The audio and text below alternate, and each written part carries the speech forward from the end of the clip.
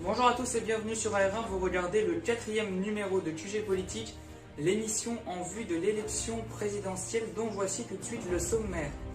Dans un instant, nous évoquerons évidemment comme chaque mois le programme des candidats à l'élection présidentielle avec une thématique de leur programme et ce mois-ci nous parlerons économie. Nous retrouverons également Romain pour son édito, Romain qui nous parlera du bilan de la campagne à quelques jours du premier tour et notamment l'impact de la guerre en Ukraine sur cette campagne. Voilà, vous avez le programme, bienvenue dans le 4e numéro de QG Politique.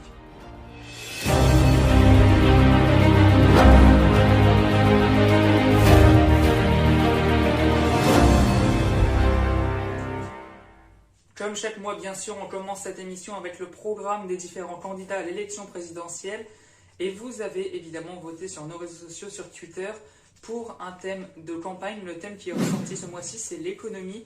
Et ça se comprend avec notamment la hausse des carburants de ces dernières semaines. Alors, quelles sont les mesures que proposent les candidats en termes d'économie? C'est ce que l'on voit dans ce reportage d'Hugo Messager et Mathis Armand. Nous sommes aux portes du premier tour des élections présidentielles 2022. C'est l'heure de s'intéresser au programme des candidats en matière d'économie. Commençons par Nathalie Arthaud à l'extrême gauche avec son parti Lutte ouvrière. La candidate propose un revenu minimum de 2 000 € net par mois pour tout le monde. Cela concernera donc le SMIC, qui est aujourd'hui à 1 269 € net, le minimum retraite ou encore les différentes allocations. Elle souhaite également rendre publique l'utilisation des profits des entreprises ou encore diminuer le temps de travail. Représentant le Parti communiste français, Fabien Roussel souhaite lui aussi diminuer le temps de travail légal à 32 heures par semaine et augmenter le SMIC à 1 500 € net par mois. Aussi, il ouvrira le RSA aux moins de 25 ans et baissera les taxes sur l'électricité et le gaz. Pour Philippe Poutou du nouveau parti anticapitaliste, le salaire minimum sera de 1 800 € net. Il propose aussi de nationaliser les entreprises de l'énergie et du médicament, de rétablir et de renforcer l'impôt de solidarité sur la fortune, l'ISF, ou encore de supprimer la TVA. Nombre de candidats proposent d'augmenter le salaire minimum, on l'a vu. C'est aussi le cas du candidat de la France Insoumise, Jean-Luc Mélenchon, qui souhaite l'augmenter pour arriver à 1 400 € net. Supprimer les stock options fait aussi partie de son programme, tout comme le blocage des prix des produits de première nécessité, du gaz et de l'électricité. Autour à présent d'Anne Hidalgo, qui est la représentante du Parti socialiste. Elle voudrait augmenter de 15% les personnes exerçant des emplois dits invisibles, comme les soignants ou les caissières par exemple, mais aussi de favoriser les investissements dans la recherche et développement. Le candidat écologiste Yannick Jadot souhaite 50 milliards € de dépenses publiques supplémentaires par an en faveur du climat, ainsi que de baisser la TVA à 0% sur les produits issus de l'agriculture biologique. Au niveau des salaires, il souhaite imposer aux entreprises de mettre en place l'égalité salariale entre les hommes et les femmes. Emmanuel Macron, président sortant, veut lui tripler la prime dite Macron, une prime exceptionnelle sans charge ni impôt. Jean Lassalle, du parti Résistons, souhaiterait revaloriser le SMIC à 1 400 € net, soit une augmentation de 8%. Les salaires des aides à domicile seront également revalorisés. Le candidat aimerait aussi adopter un plan Marshall pour la réindustrialisation de la France. Valérie Pécresse, des Républicains, souhaite refuser le RSA jeune, mais créer un revenu jeune de 670 € destiné uniquement aux jeunes qui se formeront à plein temps dans les métiers qui recrutent. Parmi ces propositions, augmenter durant le quinquennat les salaires nets inférieurs à 2,2 SMIC de 10% hors inflation est prévu. La candidate prévoit également de libéraliser le temps de travail et donc de mettre fin aux 35 heures.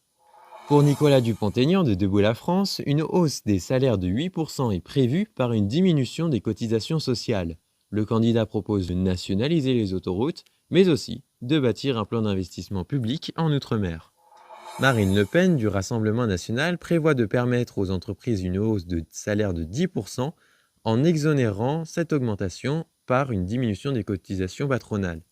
Elle souhaite aussi créer un fonds souverain français pour augmenter la rémunération de l'épargne des Français et l'orienter vers des secteurs stratégiques et l'innovation. Enfin, la candidate aimerait nationaliser les autoroutes. Pour terminer, à l'extrême droite, Éric Zemmour du parti Reconquête souhaite augmenter le salaire net des travailleurs modestes jusqu'à 100 € par mois pour un travailleur au SMIC grâce à la baisse des impôts sociaux. Aussi, le candidat aimerait créer un Patri-Score pour favoriser la production des entreprises nationales. Vous avez jusqu'à dimanche pour faire votre choix, car le 10 avril, c'est le premier tour de l'élection présidentielle de 2022. Ils sont 12 candidats à l'élection présidentielle, mais qui sont ces hommes et ces femmes qui veulent diriger le pays à partir du 24 avril? Vous pouvez retrouver notre article qui s'y consacre sur notre site internet ar1info.fr. Dans exactement 4 jours aura donc lieu le premier tour de l'élection présidentielle après plusieurs mois de campagne marquée notamment par la crise Covid-19 puis la guerre en Ukraine. Alors quel bilan peut-on tirer de cette campagne à quelques jours du scrutin? Nous allons en parler avec Romain et son édito. Bonjour Romain. Alors, en quoi la campagne fut-elle inédite? Bonjour Audrey, bonjour à toutes et à tous. Le sondeur Westenturi a parfaitement résumé cette campagne présidentielle en la comparant à une plaque Tefal où rien ne prend, tout glisse.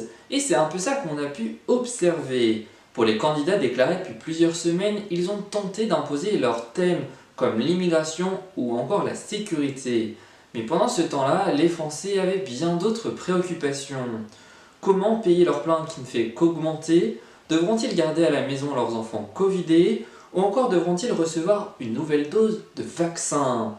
L'inflation et la crise de Covid-19 qui touche notre pays depuis 2 ans auront bien plus occupé les esprits que cette élection.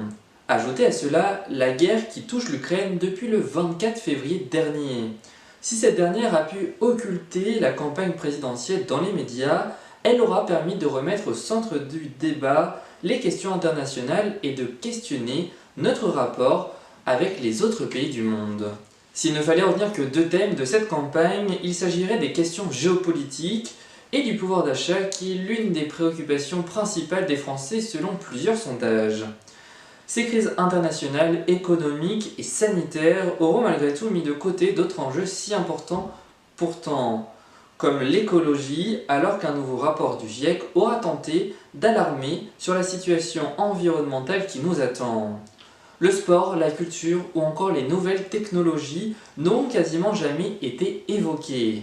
Alors, face à cette campagne des plus atypiques qui aura eu du mal à intéresser les Français, vont-ils se déplacer nombreux aux urnes ce dimanche? De nombreux sondeurs craignent une abstention record à l'image des chiffres du baromètre Opinionway Kea, partenaire pour les Échos, publié ce lundi, où seulement 66% des sondés se disent envisager à aller voter. Romain, on le sait, les jeunes sont souvent ceux qui s'abstiennent le plus lors des élections et notamment aux élections présidentielles. Est-ce qu'il faut craindre que cela perdure ce dimanche? Effectivement, Rodrigue, 27,8% des jeunes entre 18 et 25 ans ne s'étaient pas déplacés aux urnes, contre 19,4% dans la population globale en 2017, lors de la précédente élection. Le mois dernier, un sondage IFOP indiquait que 80% des jeunes se disent prêts à aller voter. On sait, être jeune, c'est parfois ne pas se sentir intéressé par la politique, ou ne pas se sentir légitime d'aller exprimer sa voix. Pourtant, il s'agit bien de notre avenir dont il est question à chaque élection. Nous sommes ce dimanche appelés à choisir le prochain ou la prochaine présidente qui dirigera la France pour les 5 prochaines années à venir. Même s'il ne prend pas toutes les décisions, la politique de celui ou celle qui sera élu va forcément influer notre quotidien à chacun. Voter, c'est utiliser un droit que chaque majeur détient et faire valoir la démocratie. Alors c'est pour cette raison qu'il est important d'aller voter ce dimanche pour la candidate ou le candidat de votre choix. Merci beaucoup Romain pour cet édito. Et sur Twitter, nous vous avons posé la question, irez-vous voter ce dimanche? Vous êtes 83% à nous répondre que oui, 8% à vous répondre que non, et 8% également à ne pas vous être prononcé. Des données qui ont été relevées hier à 22h, mais vous pouvez encore voter sur nos réseaux sociaux et sur YouTube jusqu'à ce soir, et vous découvrirez les résultats évidemment sur nos réseaux sociaux et notre site internet ar1info.fr. Ainsi s'achève ce 4e numéro de QG Politique. Et dimanche, la rédaction de AR1 se mobilise tout au long de la journée et peut-être même de la nuit sur notre site internet, sur nos réseaux sociaux, sur Twitter. Vous suivrez en direct les principaux votes, les taux de participation, de l'abstention. À 20h évidemment, les premiers résultats, les premières estimations avec les premières réactions juste après. Et en milieu de soirée, aux alentours de 21h30, notre émission spéciale sur notre chaîne, cette fois-ci, avec là encore tous nos journalistes mobilisés autour de Romain pour une grande émission spéciale. Merci à vous de nous avoir suivis. L'info continue donc sur ar1info.fr et sur Twitter, @ar1info. Le QG politique va continuer d'ici quelques semaines, évidemment, avec cette fois-ci les élections législatives qui se déroulent, si tout se passe bien, le 12 et le 19 juin prochain. Merci de votre fidélité. Donc nous, on se retrouve plus tard, après le second tour de la présidentielle. A bientôt sur AR1.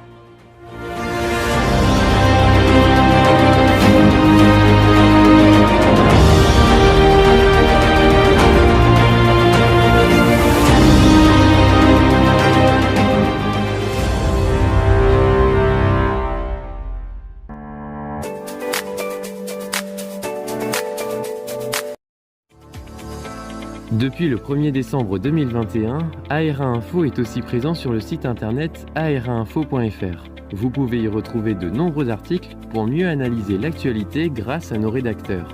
Nous vous proposons par ailleurs de redécouvrir tous nos contenus sur une seule plateforme.